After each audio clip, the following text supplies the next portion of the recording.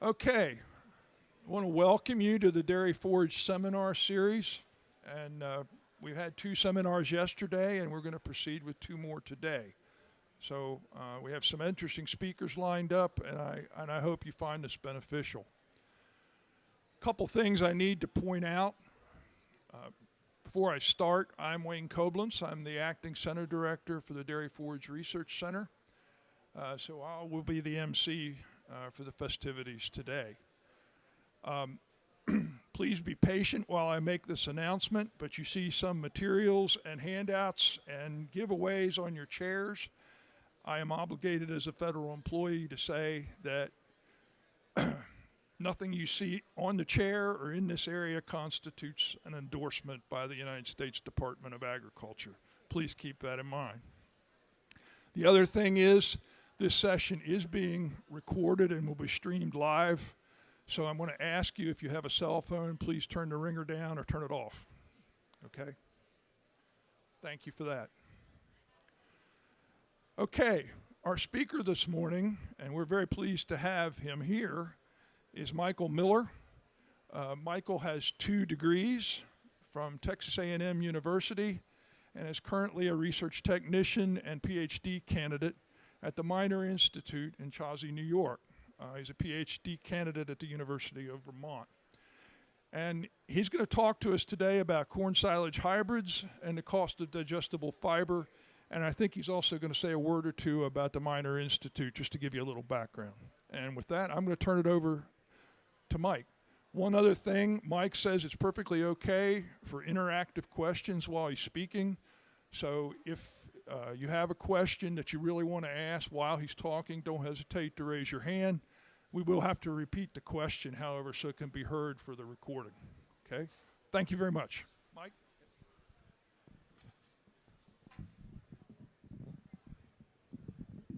So thank you for coming. Can everyone hear me? Louder? We're good? Okay, perfect. So the Minor Institute's a private research institution in upstate New York. 10 minutes from Canadian border, 10 minutes from Vermont border, like as much of the corner of the state as we can get. We focus specifically on dairy cattle nutrition. Louder. Can you turn them up too? Dairy cattle nutrition. Dairy cattle nutrition, welfare, and then also forages and agronomy. So today I'm going to talk about some of the research that I've done. I'm going to build the story of why it's important, show you some examples of some of these new fiber measures and why they help the cow and why they help us interpret it, and then get into a hybrid evaluation system that I've created that I think helps to really evaluate hybrids based on what the cow's going to see. So Virginia Eisler out of Penn State, she surveyed 40 farms, dairy farms, and she categorized them as top producing or high profit herds versus low profit herds. And what she found was the difference was that they had the ability to manage forward quality and inventory. So they got it out of the field when it needed to, based on maturity, and they made backup plans when they couldn't. Say rain delayed them on their grass, well, that's now heifer feed. They plan second cut that they have to get in the field. Or they had their neighbor bring over equipment. They made sure they had ability to have that forage system and harvest at optimal maturity. What that came back to is that 9% less in feed cost, which is huge. So when cows do get this high quality fiber, right, this is some work out of Larry Chase and Cornell, higher milk components, they're healthier, they last longer in the herd. And again, as the cow lasts longer in the herd, the more money you're going to make off of her. And he showed that less purchased grain and 30% greater income over feed costs. Now it's important to make sure we understand and use some of these fiber measures of what is high quality fiber, right? That could be a very relative term. So you're all probably familiar with neutral detergent fiber, NDF, that's been around since 1973 by Pete Van Soest. It's a measure of total fiber related to intake and chewing activity. Well, some of the newer measures, some of these in vitro, especially longer time points. So it's in vitro fermentation. You take cow's rumen fluid, you put in the sample with some buffer, and you go for 10 days. So we call that undigested neutral detergent fiber at 240 hours down here. And it's NDF 240. The reason why this one is particularly important is this is the measure of the indigestible NDF.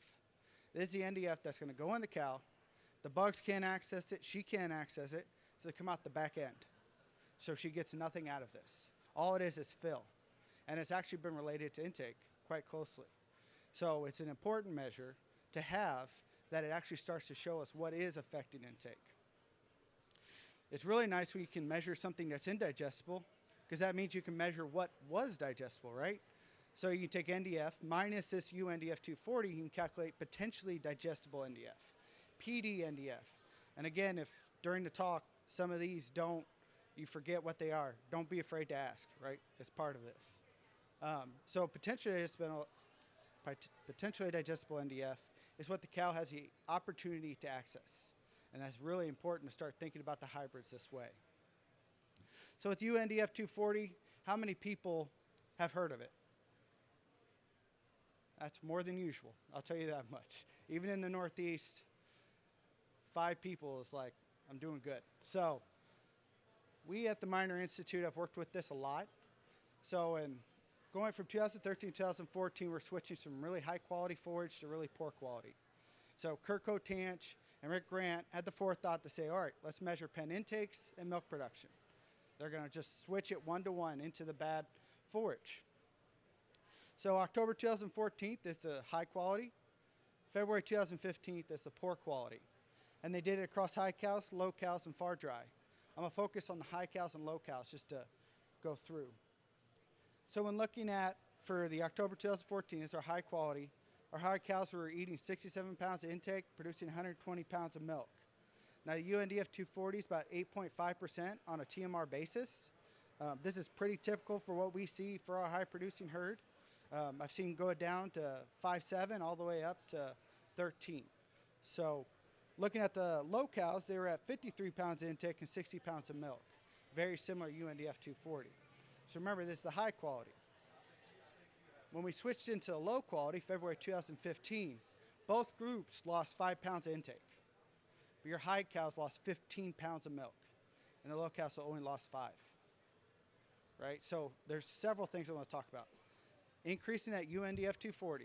The indigestible fiber these cows cannot digest, it fills them up. It takes longer to get out of the rumen. It limits their intake. So it's an incredible measure for that, and it's pretty consistent. I see it across a lot of dairies, across a lot of the U.S., and it still holds. The other thing is the high cows are very sensitive to this. Your high-producing cows who have a very fast passage rate, who need to consume a lot of feed to get the nutrients, right, they're going to be more sensitive to it. Your low cows lost 5 pounds of intake, but they only lost 5 pounds of milk. It was a 3 times, differential when you looked at your high cows. So remember that too as we start talking about forages and quality. So very small difference in the lab, right? I mean, we went from 8.5 to 12.4. So not a huge difference.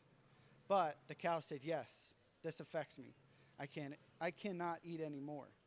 Now, NDF 240 will vary based on what pens, just really what's going to affect if they're high producing versus low. Also monitor your farm. Some farms are very different. Your forage quality, stuff of that sort. This is from Minor Institute in Northeast New York. A dairy farm in Texas will have different numbers. They'll most likely be on the higher end, where 10 and 12 is more like our 8s, right? Just because the growing environment. And we have up here the pounds of NDF intake, 5 to 7 pounds. Again, that varies. It really depends on what forages. Really make sure you know what your farm is today. So when you do have a forage change, you know if the intake's going to go up or go down. So we put some numbers to this because, right, if you're going to talk to producers, you need to put numbers up. So I used the milk price from July 2019. So when we had high quality forage, we're at 89 pounds with a 4.03 fat and a 3.12 protein. February 2015, we're at 82 pounds with similar components. Using the 2019 milk component pricing, that poor quality forage cost us $1.52 per day per cow and $555 per year. We're milking 400, so it was about $222,000 that year, right? It's a lot of money. That's the difference between it being in the red or being in the black, right? So these types of decisions, how you pull, harvest, All that stuff is very important. So we have another measure that a lot of y'all see all the time too is NDF digestibility 30 hour. There's also 24 and 48, but 30 hours become the popular one. Some work that Oba and Allen did in 1999 showed that 1 percentage unit increase in NDF digestibility showed 0.4 pounds of intake increase and 0.55 pounds of 4% fat-corrected milk.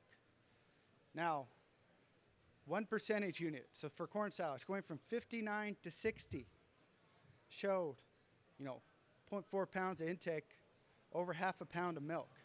It's huge, right? They're very sensitive to these measures. Forage quality matters a lot. Young, 2010, he followed up and said, well, what if corn silage is greater than 40% in the diet?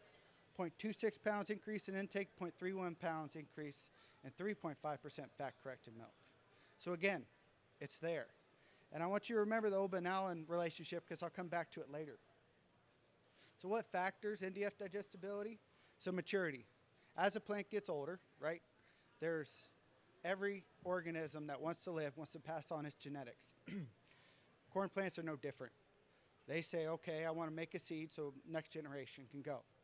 Well, as they get older and get towards that reproductive phase, they need to put lignin down, right? Lignin's the concrete in the building. It's also the stuff that makes it indigestible to the rumen microbes and in the bugs, or the bugs. So as they get older, you increase lignin, you decrease digestibility.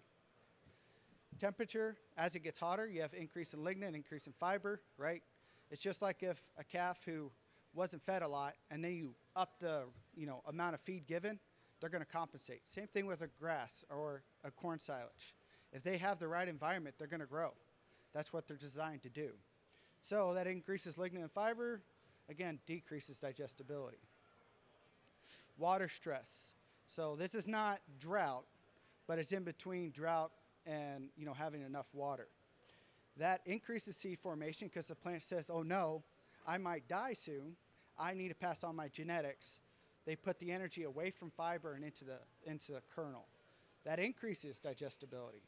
Now on the opposite end, if you have too much water at certain stages, the plant says, in order for me to survive, I need to put down a lot of lignin so I can stand big and tall for all this water, and that decreases digestibility. So there's a lot of factors.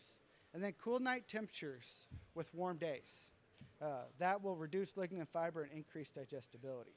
So Merton said cool and dry years would produce the highest forage quality, though some industry data would suggest moderate heat and dry years would actually do the best, especially for corn silage. So how can we improve this? One way, selecting for hybrids that do have improved digestibility. So BMR corn silage, low-lignin alfalfa, these are hybrids that have the potential to do it. Harvest at maturity, that's really key. Corn silage, 32 to 38, really depends on your operation, depends on the time of year, right? We're now playing the battle between it's going to frost or we get it out of the field before frost. So maybe 32 is your goal because you don't want to lose it to frost. Alfalfa, 35 to 40, but again, it depends on your cutting schedule and what you want to get out of it.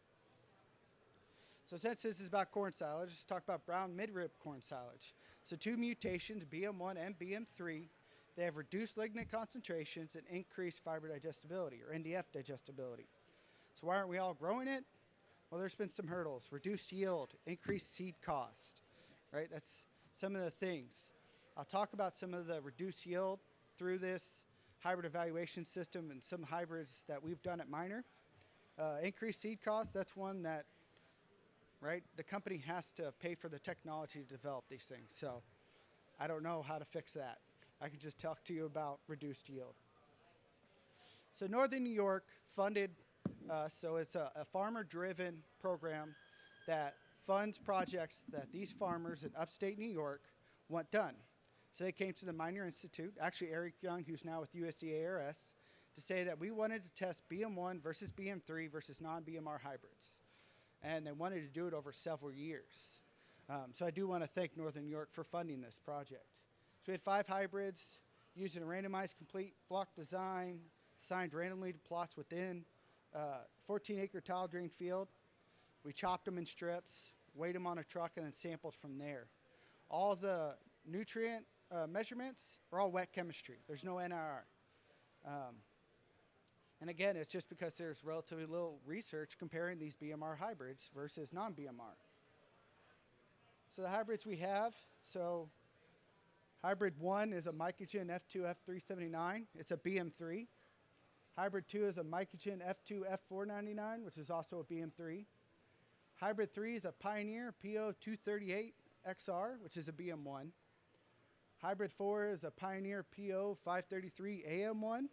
It's a non-BMR. And then a mycogen TMF 2Q419, which is a non-BMR. These are all around 97-day relative maturity. That's all we can grow where we're at. You know, being 10 minutes from the Canadian border really limits your growing degree days. So one thing I want to note is they were all planted on the same day, but they're all harvested on the same day. So we run a full-time dairy, so research plots get done at the end. So that is one thing that caught us in 2017, right? 2017 is very similar to this year. Really wet spring, didn't get into fields late. We planted June 8th for these plots, and then we didn't get it out of the field till October 12th. And I think the next week was a huge frost.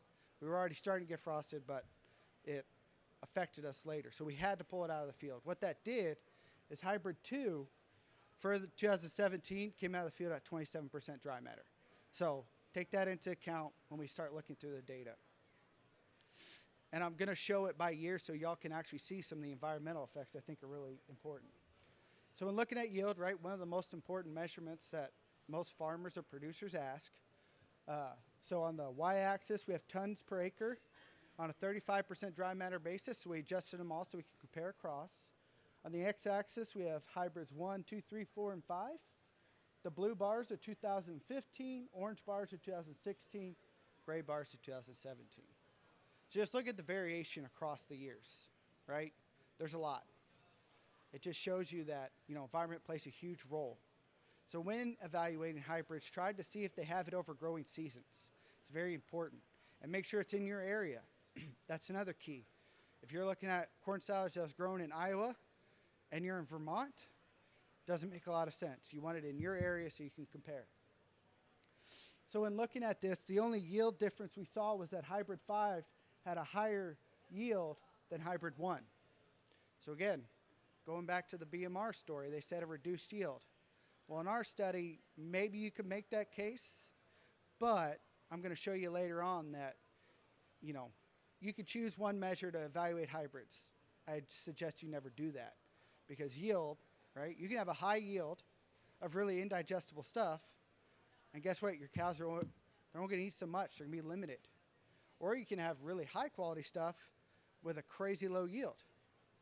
Running out of corn silage is just as bad as not, you know, you're behind. So beauty of corn silage and why I do a lot of work with it, right? It provides digestible fiber and digestible starch. Since I am a fiber guy, I'm going to focus on the starch first. So again, hybrids across the top, 1, 2, 3, 4, and 5, and then what they were. So when looking at starch, we see that hybrids 3 and 4 have a higher starch content than hybrid 2. I think part of that was that 27% dry matter of that hybrid 2 in 2017 really dragged that down. It's just too immature, but right, we had to pull it out of the field. That's research. Looking at 7-hour starch digestibility, we saw, and this sort of surprised me, that hybrid 5 had a higher starch digestibility than the other hybrids. Again, this is fresh chop. We did in silo after 120 days. I could have presented that data. We've been here for 3 hours and not worth it. I think fresh chop tells the story. So, right, yield, just looking at yield doesn't tell the full story. But just looking at percent of dry matter of a nutrient, right, that doesn't tell a story either. So what I did with this system, and I like because I think it really helps, I say clear the windshield so you can see better, right? I'm from Texas, so winters up here are very different for me. So that early morning you're running late and there's ice all over the windshield and you let the heater just enough, right? That's what I feel like if you use one measure overdoing them together. You don't see the full picture. And that hurts y'all. It doesn't hurt whoever's selling the seed, right? So this is for y'all to try to help interpret. So I said, well, let's look at nutrient yields. So specifically, the first one we're going to look at is starch yield. So the starch content multiplied by the yield. See that hybrid 5 had a higher starch yield than hybrids 1 and 2, right? So now we're starting to see a little different picture. We can start looking at it. Now that we covered starch, we'll go into the fiber. Remember, the important fiber measurements that we talked about earlier was NDF, 30-hour NDF digestibility, UNDF 240, and that potentially digestible NDF. So when looking at NDF, we see that hybrid 5 has a higher NDF content than hybrids 2 and 3. Then hybrids 4 and 1 have a higher NDF content than hybrid 3. Now again, NDF doesn't tell the whole story. There's a lot of variation around that. You can have two herds having the same NDF. One is producing 10 more pounds of milk, right? There's other fractions in that NDF that we need to look at. Looking at 30-hour NDF digestibility, you see the hybrids 1 and 2 have a higher NDF digestibility than hybrids 3, 4, and 5. Then hybrids 3 has a higher NDF digestibility than hybrids 4 and 5. And again, remember, BMRs have increased NDF digestibility, and that's what we see. So looking at UNDF 240, again, this is the indigestible fiber. This stuff that's going to just fill the cow up, go out the back end, go into your manure pit, and you're going to truck it back on the field. So you're always going to have a cost with this, and it's going to be higher than potentially digestible NDF. So when looking at that, you see hybrids 1 and 2 have a lower UNDF 240 than hybrids 3, 4, and 5. Then hybrid 3 has a lower UNDF 240 than hybrid 4. So again, those BMRs with reduced lignin means less indigestible fiber. So again, this is important, especially with intake. The more UNDF 240, less intake. Very important. That's sort of a pessimistic view. I try to think of myself as an optimist, so I always look at PDNDF, right? That potentially digestible NDF, which I think is very important to think about what possible energy you can get from that. So looking at that, we see that hybrid 1 has a higher PDNDF than hybrids 3, 4, and 5. And then hybrid 2 has a higher PDNDF than hybrid 3 and 4. And again, hybrid 5 has a higher PDNDF than hybrid 3 and 4. But again, you're still looking through a foggy windshield. You're not seeing the full picture. It's that tons per acre of these nutrients that really matter, these nutrient yields. And fiber yields are especially important excuse me, because they play a role in what you're taking off the field, what hybrids you should plant, and how your cows are going to do. So going to the first one, we have NDF yield. So again, the rest of the graphs are set up this way. We have tons per acre on a 35% dry matter on the y-axis. On the x-axis, hybrids 1, 2, 3, and 4, and 5. And then the blue bar is 2015, orange bar is 2016, gray bar is 2017. So we see that hybrid 5 has a higher NDF yields than hybrids 1, 2, and 3. Excuse me. Again, this is important, but also, is this the whole story? No. This doesn't tell us everything. There can be a lot of NDF, but if a lot of it is indigestible, the cow can't access it. So we'll go to the pessimistic view first, UNDF 240 yield. See that hybrids 1 and 2 have a lower UNDF 240 yields than hybrids 3, 4, and 5. And then hybrid 3 has a lower UNDF 240 yield than hybrid 5. So again, thinking about what this actually means, right? You're going to harvest it, you're going to pack it, store it, feed it. You're then going to feed something that is just going to go through the cow. It's going to end up in your manure pit, and you're going to truck it back on the field. Does that have an extra cost to you, the higher amount that comes off? Yeah. Means that seed cost is now a little different. You have to evaluate it that way. Again, that's a pessimistic view. I'm trying not to be a pessimist. Look at the positive. What's there? What can the cow and the rumen microbes access? So PDNDF yield, the only difference we saw was hybrid 5 had a higher PDNDF yield than hybrid 3, right? So now let's go back to the reduced yield. You know, if you looked at yield, yeah, one of the hybrids might have had a reduced yield. You looked at PDNDF yield, though, maybe you can make the argument, but that's pretty close. You know, I think this is also a measurement that's really important because it actually starts seeing the fiber the way the cow does, right? We're not just looking at these nutrients and guesstimating. This has been shown to relate to the cow. So this is very important. With this, I've given this talk for about a year and a half now. And one thing that I always had questions on was, how do you calculate them, right? Producers always are like, this is fantastic, but I'm not going to be able to calculate this. So I created an Excel spreadsheet, and I'll get to that slide and talk through it. But another thing that they always asked for was, what is the economics? What does this mean? So, right, for an economic comparison, you need to look at, one, you have to calculate how much the corn silage cost, right? So I split it either 5 different ways. Now, it's not perfect, I'll tell you that, but I wanted broad categories so it's easy to use. So seed cost, planting cost, fertilizer cost, chopping cost, and hauling cost, right? If you use a fungicide, put it in the fertilizer cost. Your packing cost, put it in the hauling cost. I'm trying to keep it simple. Yes, there's a lot more that goes to it, but there's other calculators. Corn Picker does a fantastic job getting down to, everything. I wanted this to be simple so you could use it, and you can broadly put them into the different categories. Now I pulled these numbers for this comparison from Miners stuff and also Northern New York. So Cornell does a great job of putting out some of these average costs for New York. So then I said, let's calculate the cost of nutrients, right? Either dollars per ton or dollars per pound. So I chose NDF, UNDF 240, PDNDF, starch, and then rumen fermentable starch. So this is just starch content multiplied by that 7-hour starch digestibility, right? So I will say, as we go through this, excuse me, that I don't use starch in my adjusted and predicted intake and calculator. Part of that is there's a lot of variation around that 7-hour starch number. Until I feel more comfortable with it, then I'll put it in the next version that'll have starch included. So when looking at this, especially for this hybrid or any hybrid, what's going to drive the price difference? Seed cost, right?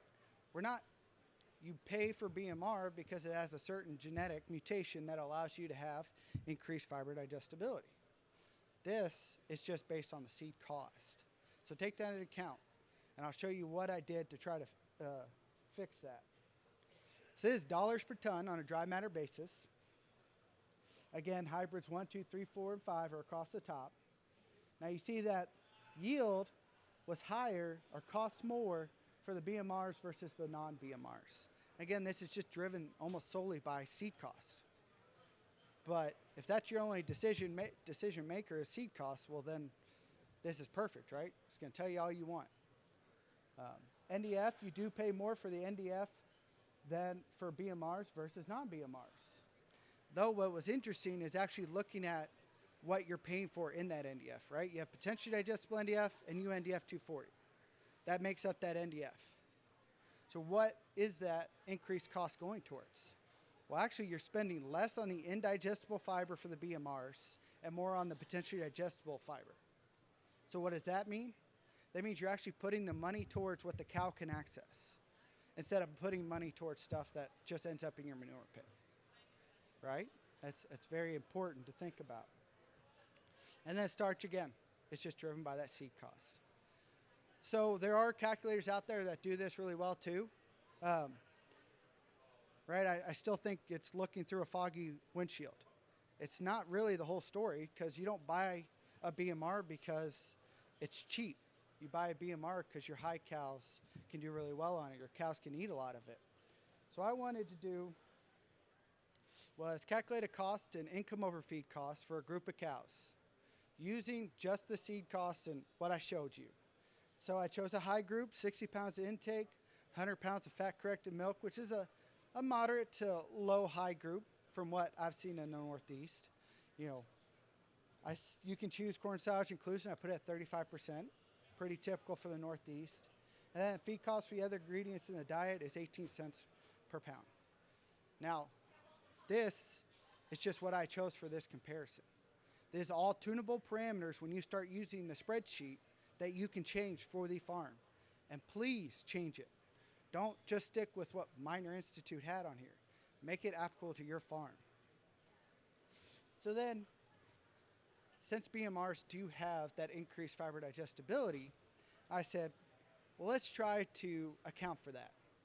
So coming back to Oba and Allen's, remember their 1999, 1 unit increase NDF digestibility was 0.44 pounds of intake, 0.55 pounds of fat-corrected milk. Well, in 2005, he added more studies and presented the data again. And still, for 1 unit increase in NDF digestibility, 0.26 pounds of intake, 0.47 pounds of milk. So that is what I use to say, all right, based on NDF digestibility, how are these cows going to react to this?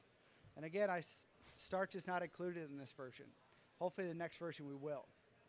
So I predicted a dry matter intake and fat-corrected milk based on this relationship, and then I calculated a new income over feed cost, right? Letting that windshield defrost.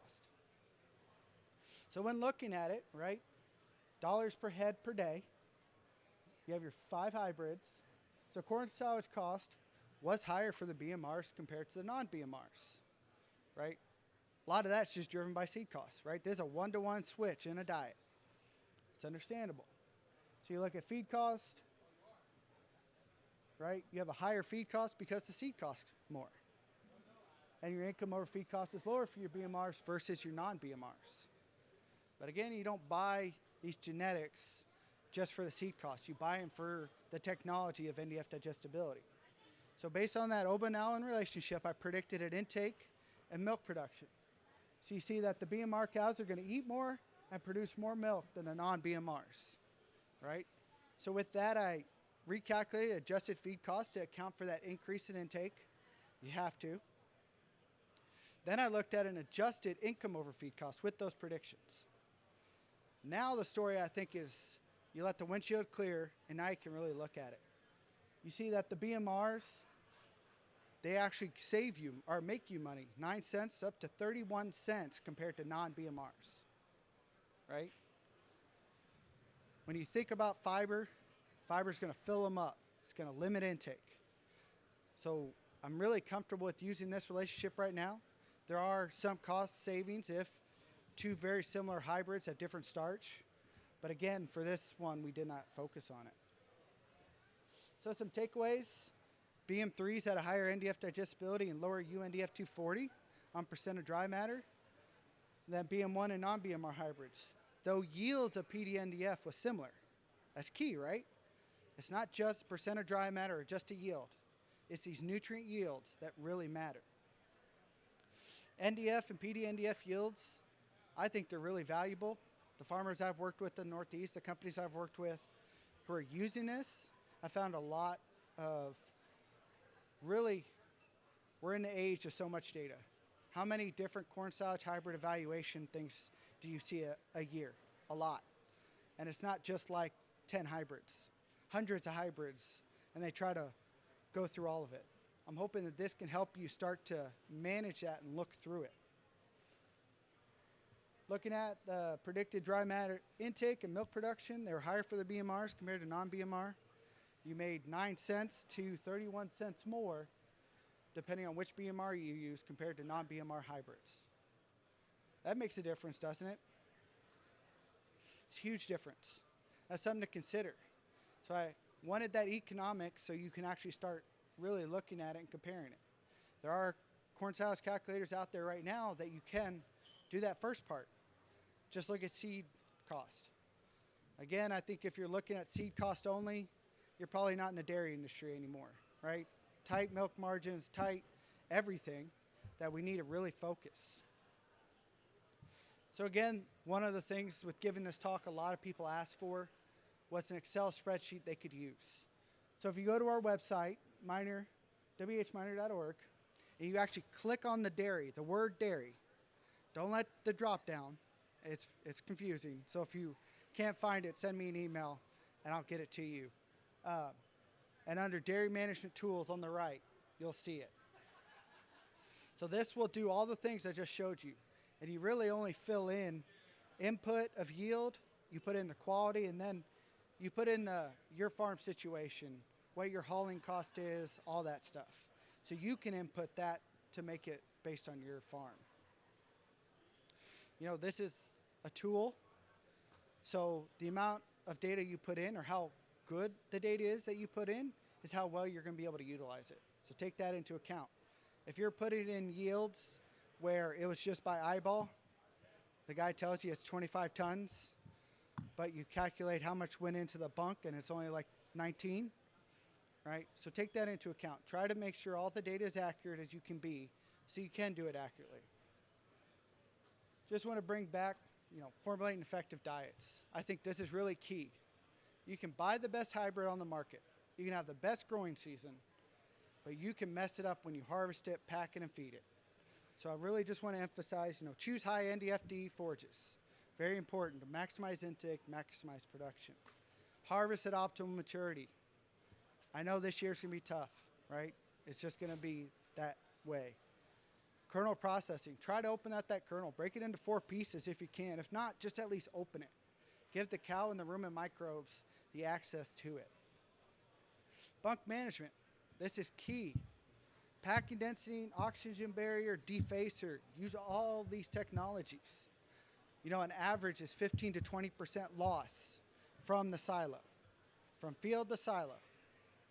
All right, so if I told you have 100 acres, don't touch that 15 acres, leave it in the field, you'd kick me off the farm. Though the guy who's on the packing tractor, as soon as you dump a load, he goes and has a cigarette or a coffee and only packs it once out of the, say, 10 times he's supposed to. That's a big difference, especially at feed out. You want to remove that oxygen. You want to put it on the cover as soon as possible. Let it sit if you can. I know sometimes you don't have carryover. And then really sure using defacers, keep the face clean. The bottom one, I guess, is sort of what I focus on a lot. Feed homegrown forages, right? Stuff you grow on the farm is cheaper than what you have to purchase. I say high corn silage rations greater than 50% dry matter. I just finished up a study at Minor where we're feeding 54%. Cows did amazing. We could have upped it, and I think they would have been perfectly fine. No rumen acidosis, plenty effective fiber, did really well. Again, try to reduce purchase feed costs. At the end of the day, that's a huge input that's going to cost you. Bringing it together, high quality forages, increase performance and health. Weather and environment affect NDF digestibility, so take that into account. When you look at some of these hybrid evaluation systems, ask for multiple seasons, especially now that we're seeing this crazy weather. BMR corn silage, increased NDF digestibility. Use NDF, MPD, NDF yields to measure and compare corn silage hybrids. I think that's very important as we move forward to try to look at these hybrids the way the cow would see it, not just the way we normally do. So with that, I'll take questions and good to go.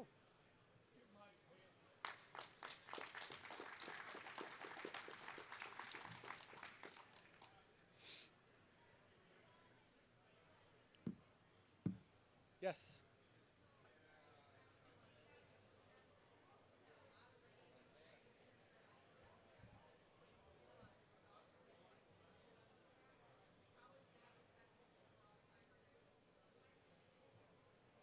I didn't hear all of it. Oh.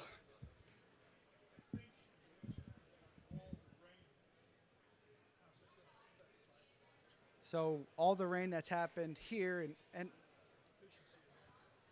and a deficiency in nitrogen, how does that affect fiber digestibility? That's going to affect yield for sure, right? And depending on when it had the excess amount of rain, the plant, if it's in a vegetative state, and I'm not an agronomist, so take that for a grain of salt.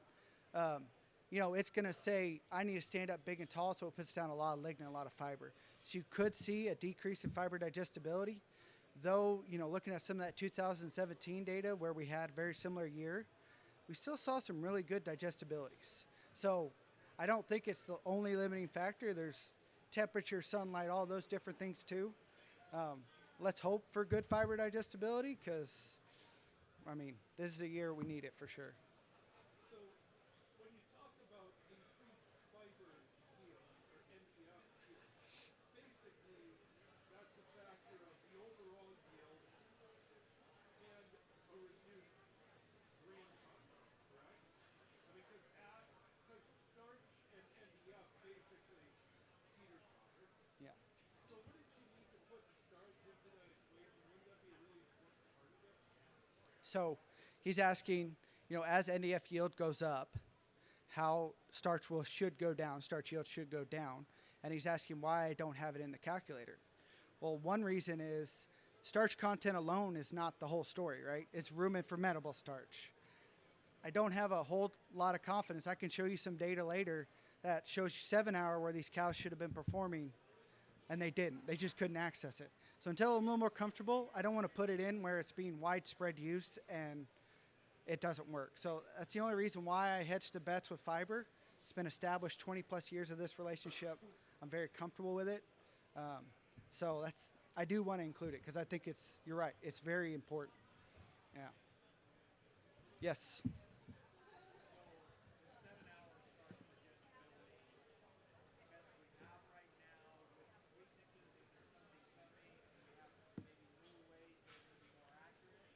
Yeah, so there's, he asked, 7 hours starch digestibility, a lot of variation. It's the only one we have. Is there something coming down the line? I think there is. There's a lot of different groups that are focusing on this. Delaware has a group that's focused on it. We've tried to get some stuff going, focusing on it. I think ideally it's going to be, maybe not another time point, maybe using another technology, gas fermentation, something of that maybe can pick up those differences. But right now, 7 hour, it's just a lot of variation around it, so I don't have a whole ton of confidence. But I bet you at the next 2, maybe 3 years, we'll have another measure that should be more accurate. Yes?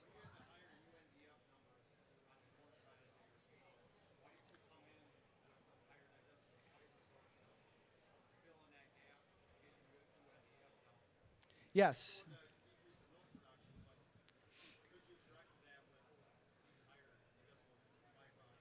So he's asking about that case study at Minor. We went from high quality to poor quality. And he's asking, why didn't we adjust the diet so where we pull out some of that corn silage and add another digestible fiber source? So for that, we just wanted to keep it 1-to-1 so we could actually show the UNDF 240. As soon as that was done, we did the exact same thing. Pulled some corn silage out, put in digestible haylage, some byproducts, milk went right back up. So, right, it's at UNDF 240 level. You can get there many different ways, right? And that's where the nutritionist can help balance that. It's just if you put up a lot of corn silage short on haylage, you can be stuck. But you're right, byproducts, other digestible forages is very key. Get that number out. No, we didn't measure it afterwards. Yeah.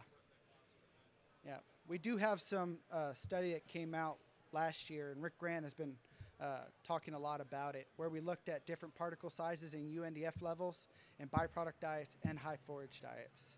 So I can send you some of that information if you'd like to see it. Yes?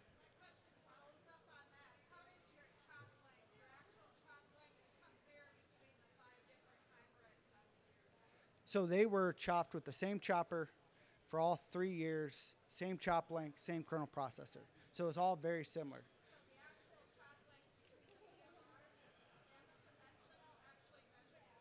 Yes. Yeah.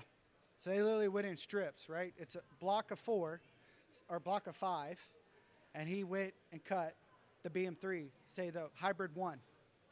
And then he'd go to the next block, cut it. And then he'd go in, and it was literally all done within a few hours, same chopper we had for the 3 years. It's a John Deere 7300. It's the old chopper we used. Yes. Yes.